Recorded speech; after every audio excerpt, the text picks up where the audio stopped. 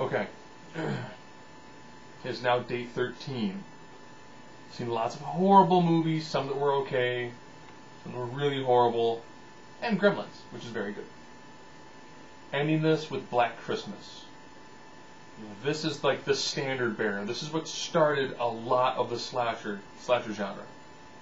You know, from the POV angles, to the way people are being killed, to the language. This really got it all started. You know, POV from the killer standpoint. This is an absolutely excellent movie. Has it held up well over time? Somewhat. You know, the effects are a little bit on the more shoddy side, but there's enough nostalgia with it to easily blow past all of that. Now, this movie was shot in I think like 8 weeks, which is an insanely fast way to shoot a horror movie. It's also not very graphic. You know, the kills that are done more for a thematic standpoint and less for a gore standpoint. You know, this kind of set the standard for, you can do a slasher flick, you do lots of killing, and you can do killing in a very less gory way, but get so much more effect out of it. I'll be honest, suffocating someone with a thing of Visqueen, you know, that is a personal way to kill somebody.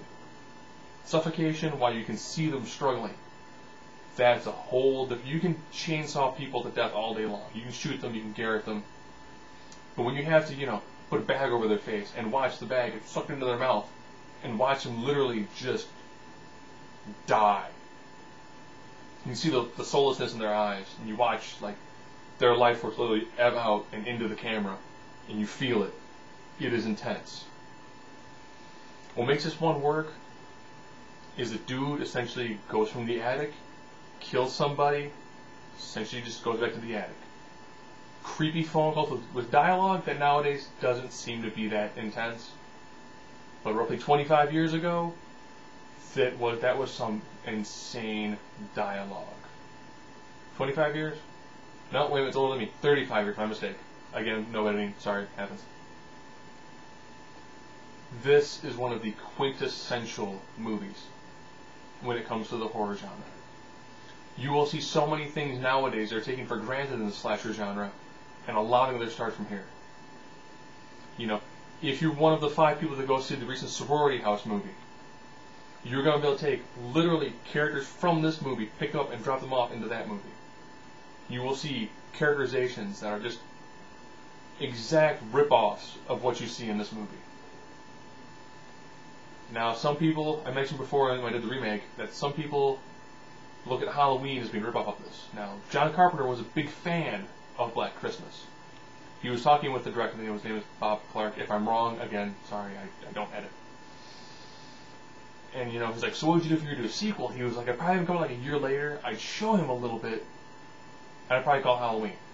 Does he blame John for it? No. He said, that's John's movie. He might have given him like some of the idea for it, but beyond that, John took it, run with it, and some people look at that as being, you know, the actual start of the slasher genre.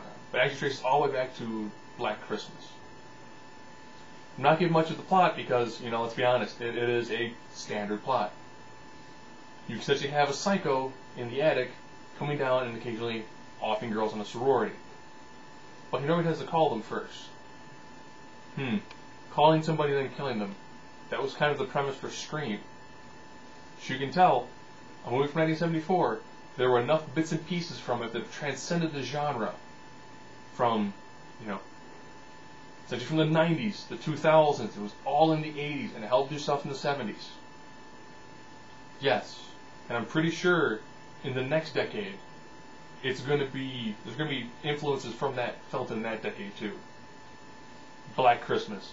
If you've not seen the original, I highly recommend it. This is by far one of the most effective and best horror movies I've ever seen. Remakes tend to up the gore, you know, and do a little bit more to satiate, you know, the current appetites of the horror genre fans. However, remakes always have one thing in common. The original is an awesome movie and is normally far superior to any remake you're ever going to see. Again, this is the 13 days. I've gone from gingerbread killing people, haunted highways with below zero wind chill, dudes dressed like Santa stalking porn stars and killing people with garden implements, a dude who obviously people should have stopped walking into a room with like a 6-foot tall spear, killing Santas, Goldberg as a Santa.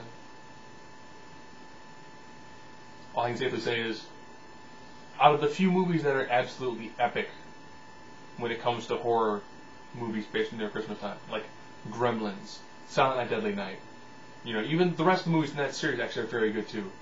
Black Christmas. And there are some epic ones out there, however, they tend to be slightly older ones. Still, no movie based upon Killer Reindeer. I'm saddened by that. If I happen to find one between now and Christmas of next year, I shall review it. However, this everyday thing is tough to do. I'll probably stick to the once a week videos, except for Halloween, because I'll kill myself in October every month. Might as well, I'll make it like a yearly thing. That being said, currently it is the day before the Christmas Eve, so, Merry Christmas, Happy Holidays, Happy Kwanzaa, enjoy Tet, Ramadan, and if I forgot you, Happy Holidays.